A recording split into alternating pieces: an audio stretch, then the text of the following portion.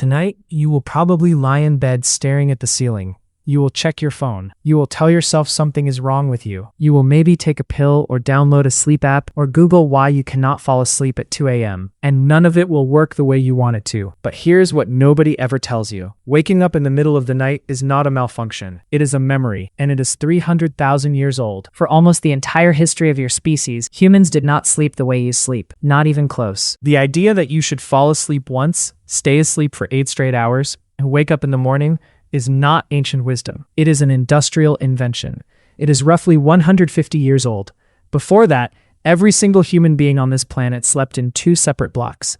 And in between those 2 blocks, something happened that most modern humans have never experienced and never will. Let's go back to before any of this changed. Before electric light, before gas lamps, before even cheap candles, the night was not something you navigated. It was something you surrendered to. When the sun went down, the world went completely dark. Not dim, not orange-tinted like a city sky. Dark in a way that is almost impossible to understand today. You could not see your own hand in front of your face. Your nearest neighbor was invisible. The path to the river was gone. The entire world that existed in daylight simply ceased to exist when the sun dropped below the horizon. And your ancestors lived inside that darkness for roughly half of every single day. For 300,000 years, they went to bed shortly after sunset. They slept for approximately 4 hours. And then, somewhere deep in the night, every single one of them woke up, not from a nightmare, not from a noise. Their bodies simply woke them up. The same way a body gets hungry or thirsty, as naturally as breathing. They stayed awake for 1 to 2 hours, and then they went back to sleep for another 4 hours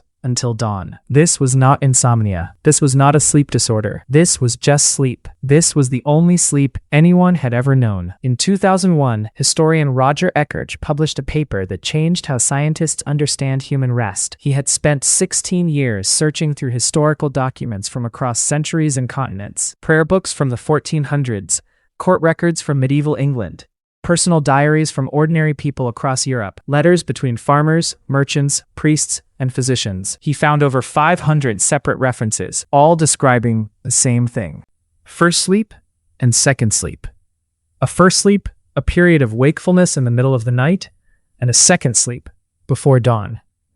The references were not rare, they were everywhere. The assumption that people had always slept in one continuous block was simply wrong. And historians had been misreading ancient texts for centuries because they could not imagine that sleep had ever worked differently than it did for them. But what were people actually doing during those hours in the middle of the night? A French physician from the 1500s recommended that couples use this window to conceive children because the body was in its most relaxed and optimal state. A medical manual from the same era described the quiet hours between first and second sleep as the best time to study, pray, and reflect, when the mind was calm and the world was completely still. People visited neighbors. They got up and tended their fires. They interpreted their dreams while the images were still fresh. Some simply lay in the dark and let their minds wander through their lives in a way that busy daylight hours never allowed. This was not wasted time. This was something close to sacred. Then in 1992, psychiatrist Thomas Wehr at the National Institute of Mental Health decided to test what would happen if modern humans were given back the darkness their ancestors had always lived in. He took a group of volunteers and removed all artificial light from their lives.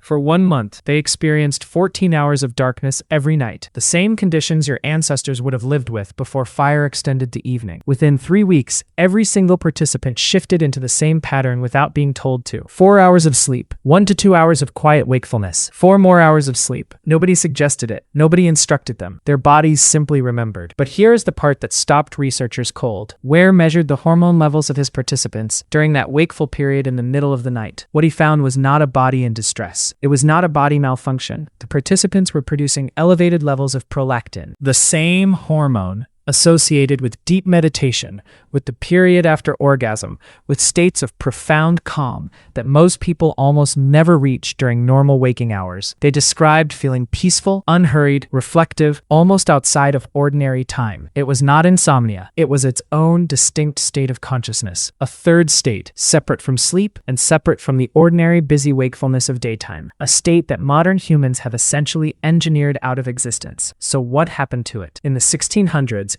cities began installing street lamps. Paris was one of the first, under Louis XIV, who wanted to reduce crime by pushing the darkness back. London followed. Then came cheaper candles that ordinary people could actually afford. Then gas lamps flooded the streets of European cities in the early 1800s. Then, in 1879, Thomas Edison commercialized the electric light bulb, and within a single generation, the night that humans had lived inside for 300,000 years was gone. Not reduced, gone. Today, the average person in a developed country is exposed to artificial light for 7 to 8 hours after sunset. Your phone screen, your television, the lamp beside your bed, the glow through your curtains from the street outside. Your brain cannot tell the difference between artificial light and the sun. When light hits your retina at 11 p.m., your brain reads it as daytime. It suppresses melatonin. It delays sleep. It compresses your rest into a single anxious block and fragments the architecture that evolution spent hundreds of thousands of years building. Researchers have found that people who go camping for just 1 week with no artificial light whatsoever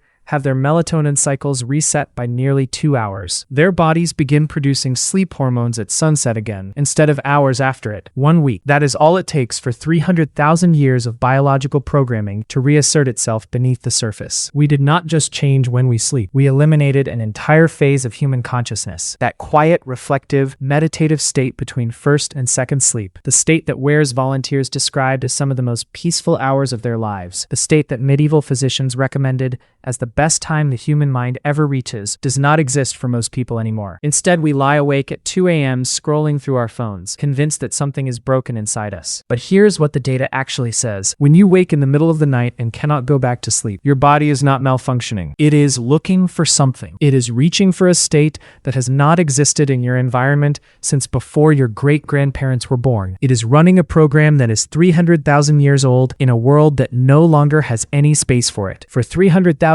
years, your ancestors woke in the dark between first and second sleep and lay there in complete silence. No screens, no noise, no obligations. Just their own minds in the darkness, thinking about their lives, processing the day, feeling things that the speed of modern life never allows. The night was not something to get through. It was something to inhabit. We traded that for a light switch, and most of us never even knew what we lost.